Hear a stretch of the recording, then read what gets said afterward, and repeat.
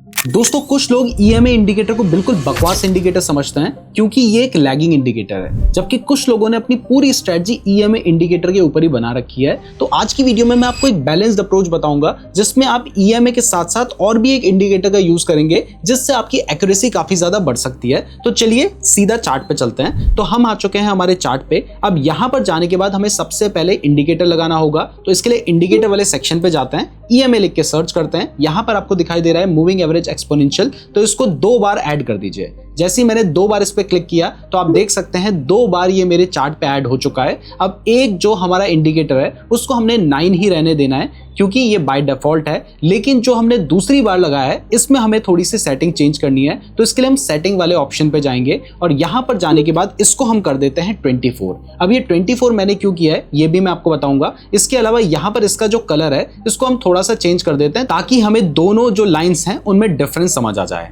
तो इस इंडिकेटर को 24 करने के पीछे लॉजिक ये है कि यहाँ पर मैं 1 घंटे के टाइम फ्रेम के चार्ट का यूज कर रहा हूँ और अगर मैं 24 इसको कर देता हूँ तो ये मेरे पूरे 1 दिन का जो चार्ट है उसका एवरेज निकालकर मुझे दे देगा।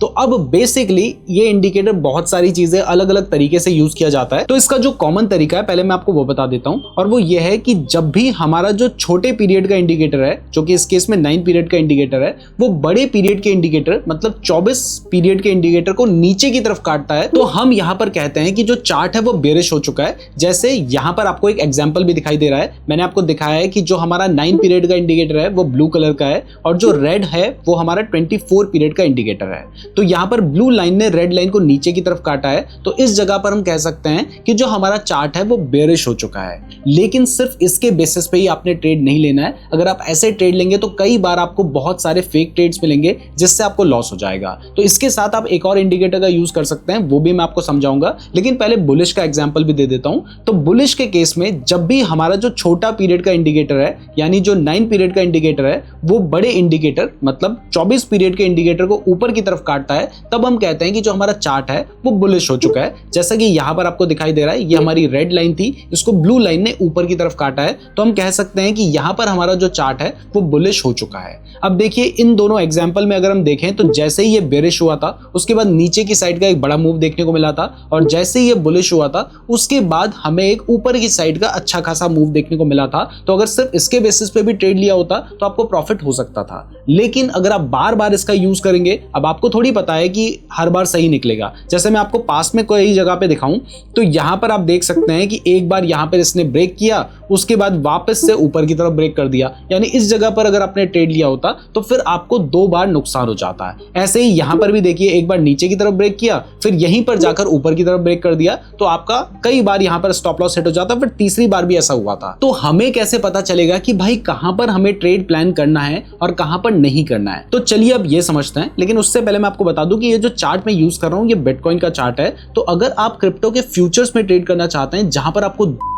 का लेवरेज मिल जाता है और आपके ऊपर 30% टैक्स भी एप्लीकेबल नहीं होता है, तो इसके लिए आप डेल्टा एक्सचेंज में अपना अकाउंट ओपन कर सकते हैं। क्रिप्टो में ट्रेड करने का फायदा यह है कि एक तो आप 24 घंटे ट्रेड कर सकते हैं, ऊपर से डेल्टा एक्सचेंज में आप यूपीआई के थ्रू ही पैसे ऐड और विड्रॉ भी कर सकते हैं। तो डेल्टा एक्सचेंज का लिंक मैंने आपको डिस्क्रिप्शन में दे रखा है। अगर आप हमारे लिंक का यूज करके अपना अकाउंट ओपन करेंगे तो आपको हमारी तरफ से अधीरा एआई का 2000 रुपए का सब्सक्रिप्शन बिल्कुल फ्री में मिलेगा। साथ ही आपकी जो ट्रेडिंग फीस होगी उसमें आपको डिस्काउंट भी मिलेगा। अगर आप डायरेक्ट जाएंगे तो ये बेनिफिट्स नहीं मिलेंगे, हमारे लिंक के थ्रू अकाउंट ओपन करोगे तभी ये बेनिफिट मिलेंगे। तो उसके लिए लिंक मैंने आपको डिस्क्रिप्शन पे दे रखा है। साथ ही जब आप अकाउंट ओपन कर लेते हैं नीचे गूगल फॉर्म का लिंक भी दे रखा है, उसको भी जरूर फिल कर लीजिएगा। अब वापस टॉपिक पे आ जाते हैं और समझते हैं कि हमें कैसे पता चलेगा कि कहां पर जो ट्रेंड है वो एक्चुअल में स्ट्रांग है और कहां पर हमें फेक यहां पर मूव्स देखने को मिल रहे हैं। तो इसके लिए ना एक और इंडिकेटर होता है जिसका नाम है ADX यानी एवरेज डायरेक्शनल इंडेक्स। ये इंडिकेटर हमें बताता है कि किस टाइम पर जो चार्ट है उसमें जो ट्रेंड चल रहा है वो एक स्ट्रांग ट्रेंड है और किस टाइम पर जो ट्रेंड चल रहा है वो एक वीक ट्रेंड है। तो ये जो इंडिकेटर है ये आपको चार्ट में कुछ इस तरीके का नजर आता है। यहां पर इसकी वैल्यूज होती हैं जो कि आप देख सकते हैं 20, 30, 40, 50 तक की वैल्यू आपको देखने को मिल रही है। तो जैसे ही आप ये इंडिकेटर चार्ट पे लगाते हैं उसके बाद आपने सबसे पहले क्या करना है, आपने जाना है यहां पर एक हॉरिजॉन्टल लाइन लेनी है और इस इंडिकेटर में एक 25 का लेवल पे आपने उस लाइन को मार्क कर लेना है। तो यहां पर मैंने वो लाइन मार्क कर ली है। तो ये है मेरा 25 का लेवल। अब इस इंडिकेटर के अकॉर्डिंग जब भी आपको दिखाई देता है कि प्राइस 25 के लेवल के ऊपर है, तब आप ये मान के चल सकते हैं कि जो भी ट्रेंड चल रहा है, चाहे वो बुलिश ट्रेंड है चाहे वो बेरिश ट्रेंड है, वो एक स्ट्रॉन्ग ट्रेंड है और वो ट्रेंड कंटिन्यू करेगा। जैसे एग्जांपल के लिए यहाँ पर आपको दिखाई दे रहा है कि बार बार हमारा जो क्रॉसओवर हो रहा था, लेकिन इस टाइम पर जो ADX था ना वो 25 के लेवल से बहुत नीचे चल रहा था और साथ ही ये नीचे की तरफ भी जा रहा था। मतलब इसकी जो डायरेक्शन थी वो आप देखेंगे वो नीचे की तरफ थी। तो इससे हमें पता चलता है कि मार्केट में ज्यादा वॉलेटिलिटी नहीं है और ट्रेंड जो है वो स्ट्रॉन्ग नहीं है। तो अगर स्ट्रॉन्ग ट्रेंड नहीं है तो वहां पर हम ट्रेड क्यों लेंगे? हम वहां पर ट्रेड नहीं लेंगे। तो इस जगह पर आपने ट्रेड को अवॉइड कर देना है। उसके बाद देखिए यहां पर हम पूरा ट्रेड को अवॉइड कर देते, भले ही हमें कई बार ऊपर के मूव देखने को मिले, लेकिन बहुत सारे फेक मूव्स थे। इस स्ट्रेटजी के बेसिस पे, हो सकता है दूसरी स्ट्रेटजी के बेसिस पे आपको कोई ट्रेड मिल भी रहा हो, लेकिन इस स्ट्रेटजी के बेसिस पे आपने इसको छोड़ देना है। लेकिन इसके बाद देखिए यहां पर आपको दिखाई देता है कि क्रॉसओवर तो इस जगह पे ही हो चुका था, लेकिन क्रॉसओवर के साथ साथ अभी भी हमें दिखाई दे रहा था कि जो हमारा ADX था वो नीचे की तरफ जा रहा था और ऊपर से वो 25 के लेवल के नीचे भी था। तो हम यहां पर भी ट्रेड नहीं लेते। लेकिन इसके बाद हमें दिखाई देता है कि क्रॉसओवर तो पहले ही हो गया था, तो अब हमें दिखाई देता है कि जो हमारा ADX है वो ऊपर की तरफ जाने लग गया है। तो जैसे ही ऊपर की तरफ जाने लग गया है, आप चाहें तो वहां पर भी अपना ट्रेड प्लान कर सकते हैं, क्योंकि अगर ये ऊपर की तरफ जा रहा है तो इसका मतलब जो ट्रेंड है वो स्ट्रांग हो रहा है। और अगर ये 25 के लेवल से ऊपर चला जाता है तो इसका मतलब है कि जो ट्रेंड है वो स्ट्रांग हो चुका है और वो एक स्ट्रांग ट्रेंड है। तो अगर जैसे ये ऊपर की तरफ जाने लगा था, आपको दिखाई दे रहा था कि ये ऊपर की तरफ जा रहा है, तो आप यहां पर कहीं पर, जैसे ये ऊपर जाने लग गया था, आपको दिखाई दे रहा था,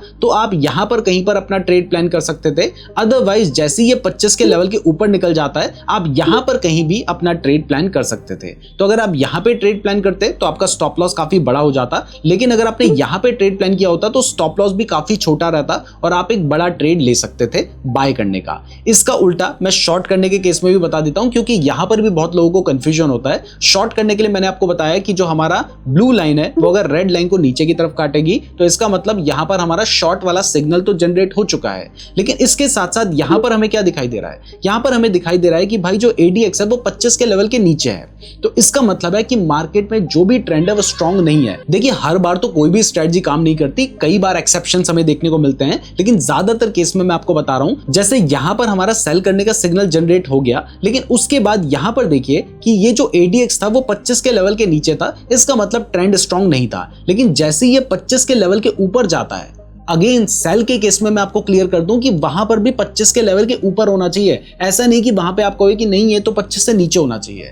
हमें स्ट्रॉन्ग ट्रेंड चाहिए, चाहे वो किसी भी साइड का हो, तो ये हमेशा 25 के लेवल के ऊपर हो। 24-23 भी चल जाएगा, उससे लेवल से ऊपर जाए तो आप कह सकते हैं कि जो ट्रेंड है वो स्ट्रॉन्ग है और इसके साथ ही आपको एक बेरिश क्रॉसओवर मिल चुका है। तो वहां पर आप अपना शॉर्ट करने का ट्रेड प्लान कर सकते हैं। यानी आप अपना शॉर्ट करने का ट्रेड जैसे ही क्रॉसओवर हुआ उसके बाद प्लान मत करो। जब आपको दिखाई दे रहा है कि भाई क्रॉसओवर तो हो चुका है, लेकिन इसके साथ ही जो हमारा ADX है 25 के लेवल के ऊपर आ चुका है, तो आप यहां पर कहीं पर अपना शॉर्ट करने का ट्रेड प्लान कर सकते थे। और उसके बाद भी आप देखिए कि मार्केट जो था वो अच्छा खासा गिरा था, तो इसके बाद भी आप अपना ट्रेड प्लान कर सकते थे।